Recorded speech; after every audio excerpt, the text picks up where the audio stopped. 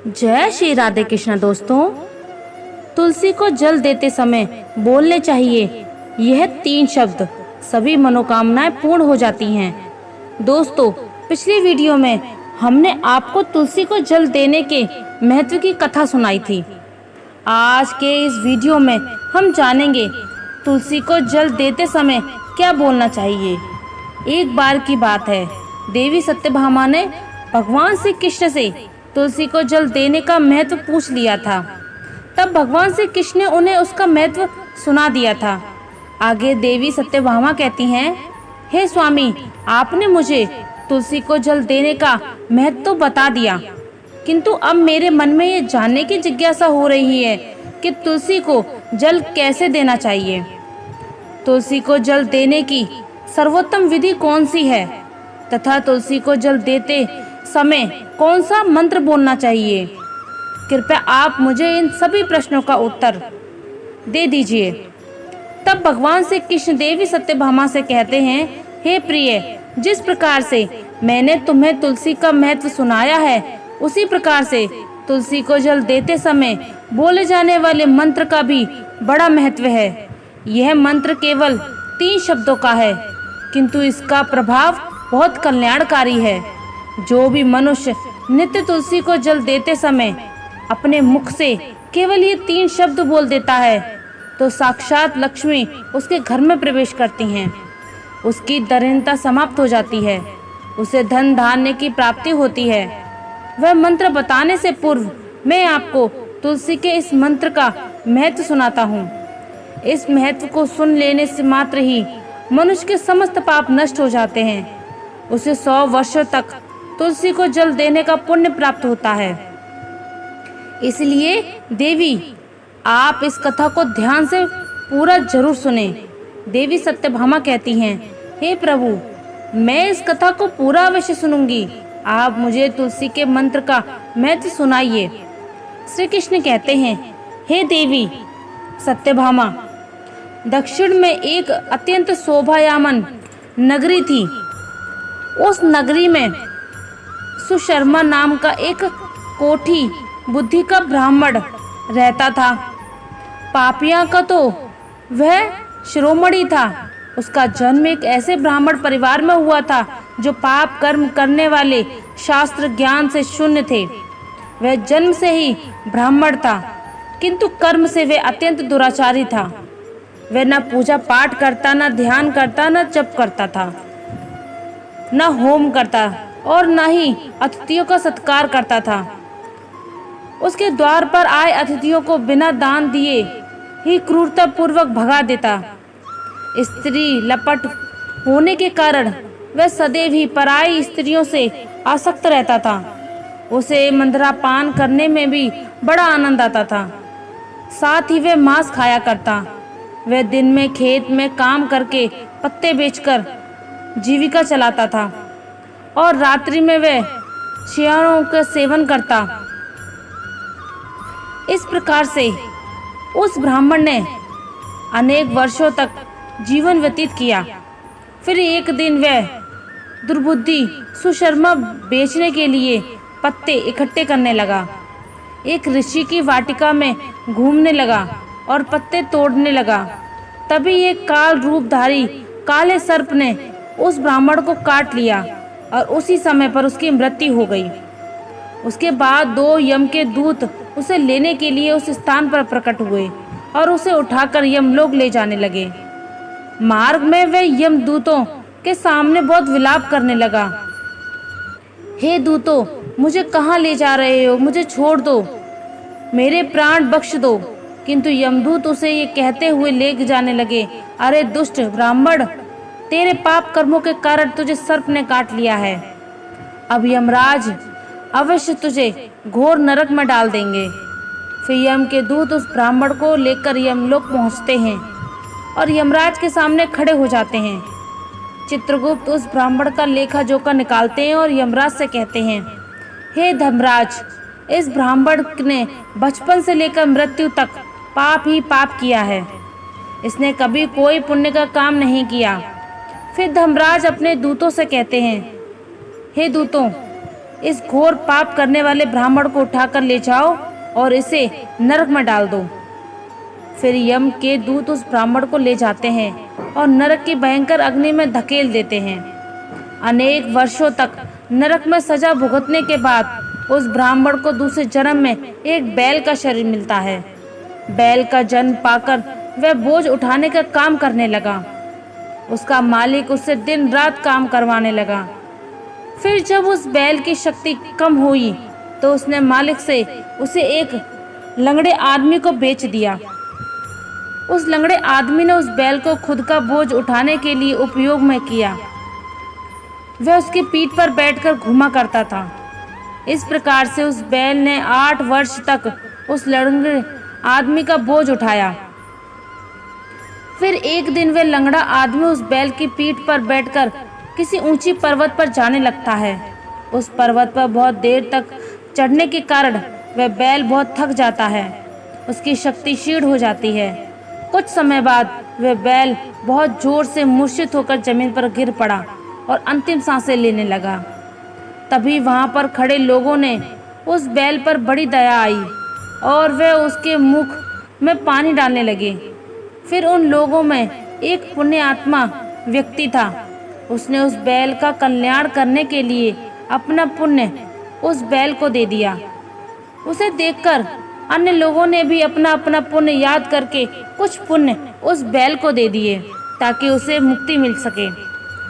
उस भीड़ में एक वेश्या भी खड़ी हुई थी। सभी लोग अपना पुण्य उस बैल को दे रहे थे। ये देखकर उस वेश्या ने भी अपना पुण्य बैल को दे दिया। कुछ देर बाद उस बैल की मृत्यु हो जाती है। फिर उस स्थान पर यमदूत आते हैं और उस बैल के शरीर से उस ब्राह्मण की आत्मा को निकालकर यमलोक ले जाने लगते हैं। यमलोक ले जाने पर उसे यमराज के सामने खड़ा किया जाता है और फिर चित्रगुप्त उसका लेखा जोखा देखते हैं तो वे आश्चर्य में पड़ जाते हैं। उस वेश्या के द्वारा उस बैल को दिया गया पुण्य बहुत बड़ा होता है। उस पुण्य के प्रभाव से उसके सभी जन्मों के पाप नष्ट हो जाते हैं। फिर यमराज उस ब्राह्मण के सभी पाप क्षमा कर देते हैं और कहते हैं, हे ब्राह्मण, उस वेश्या ने तुझे अपना पुण्य देकर तुझ पर बड़ा उपकार किया है।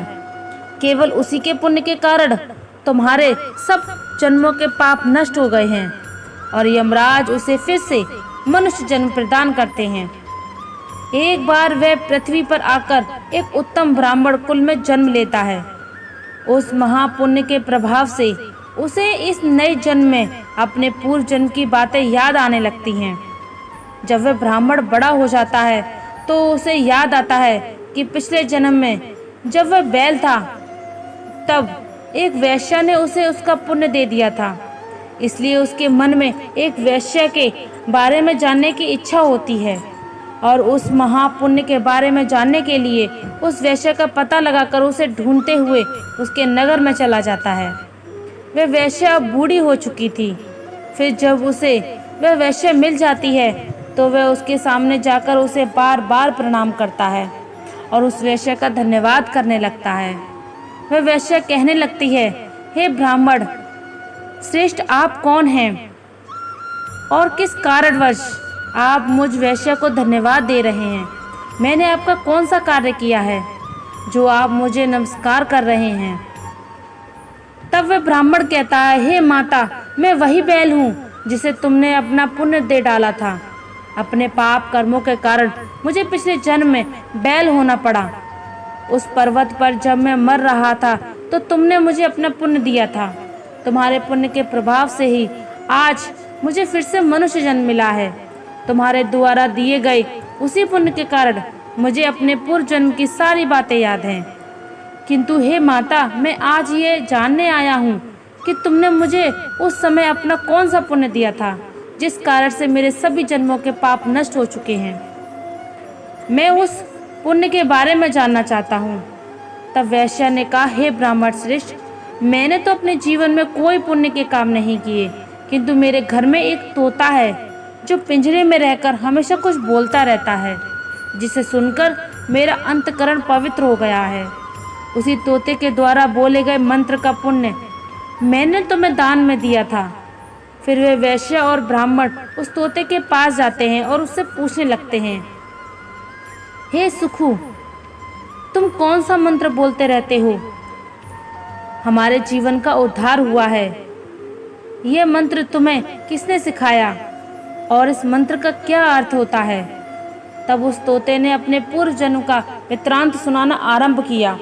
वह तोता कहने लगता है, ब्राह्मण, पिछले जन्म में एक ब्राह्मण था।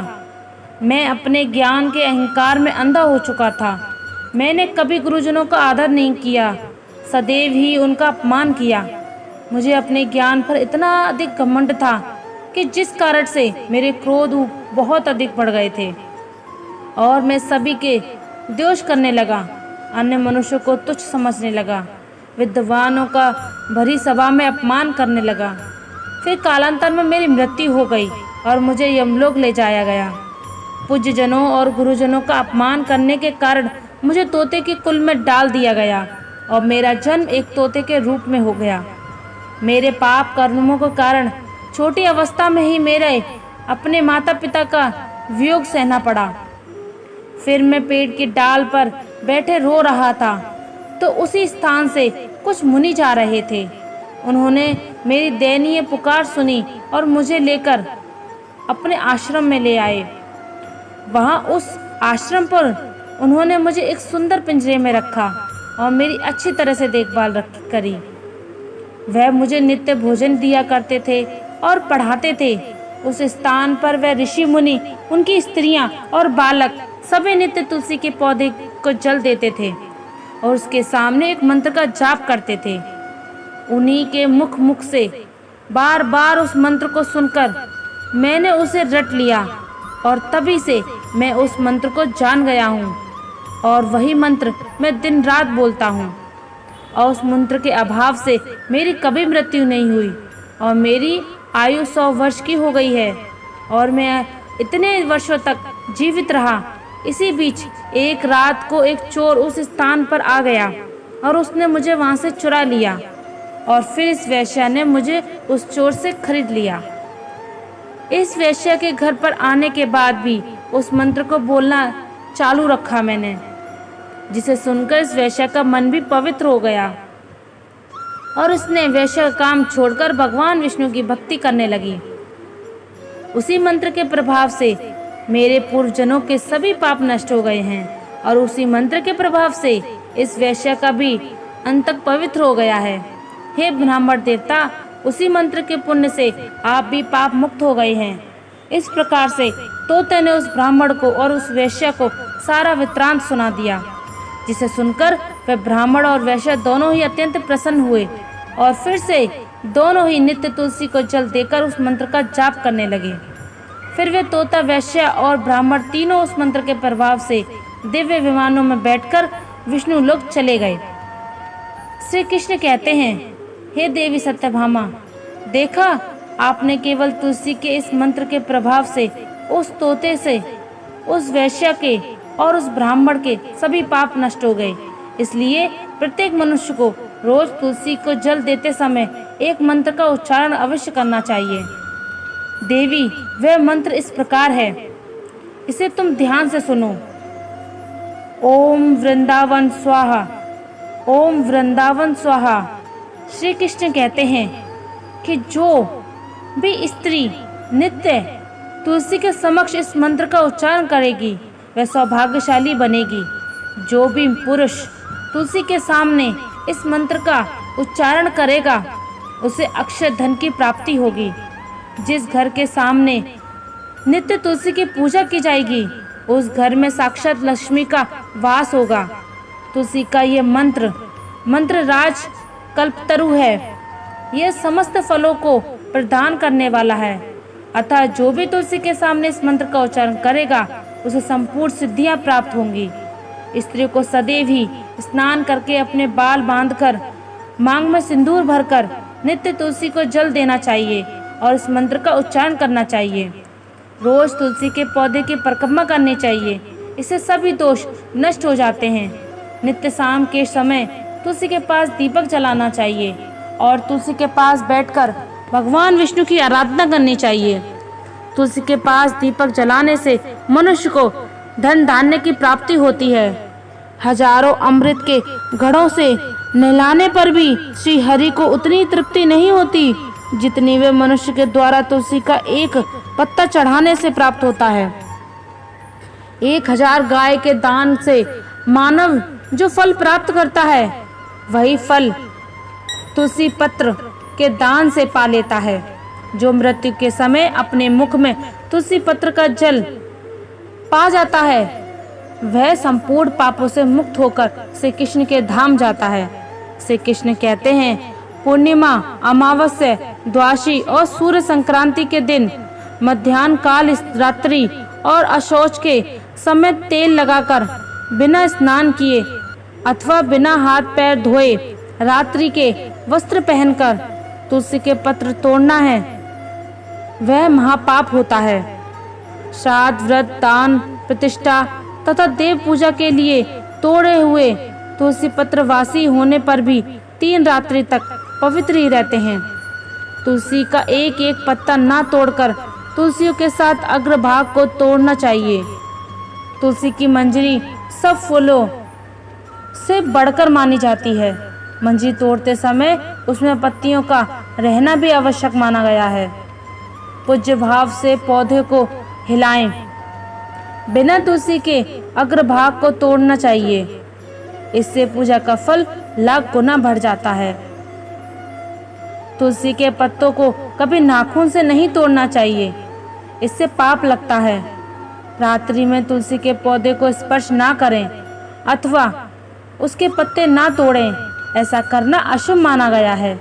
रात्रि में तुलसी का पौधा निद्रा अवस्था में होता है, ऐसे में पत्ते तोड़ने पर पाप ही लगता है। गुरुवार के दिन तुलसी के पौधे में थोड़ा सा कच्चा दूध अर्पित करें। दूध चढ़ाते समय ओम नमो भगवते वासुदेवाय इस मंत्र का जाप अवश्य करना चाहिए। तुलसी के पौधे के पास शालिग्राम रखें और उस पर तिल चढ़ाएं। पूजा में तुलसी और शालिग्राम को दूध से भीगी हल्दी का तिलक अवश्य करें। शालिग्राम पर तुलसी पत्र रखकर चंदन लगाना चाहिए। अगर कोई महिला मासिक धर्म से है तो वह तुलसी की पूजा ना करे। मासिक धर्म के दौरान तुलसी को स्पर्श करने से घोर पाप लगता है, इससे तुलसी की दुर्गति होती है। तो दोस्तों, इस प्रकार से भगवान श्री कृष्ण ने सत्यभामा को तुलसी को जल देने का मंत्र का महत्व सुनाया। ये कथा आपको कैसी लगी कमेंट करके अवश्य बताएं। अगर ये जानकारी अच्छी लगी हो तो वीडियो को लाइक जरूर करें। कमेंट में जय श्री कृष्ण, जय माँ तुलसी जरूर लिखें। साथ ही चैनल को सब्सक्राइब करें। आप सभी का धन्यवाद।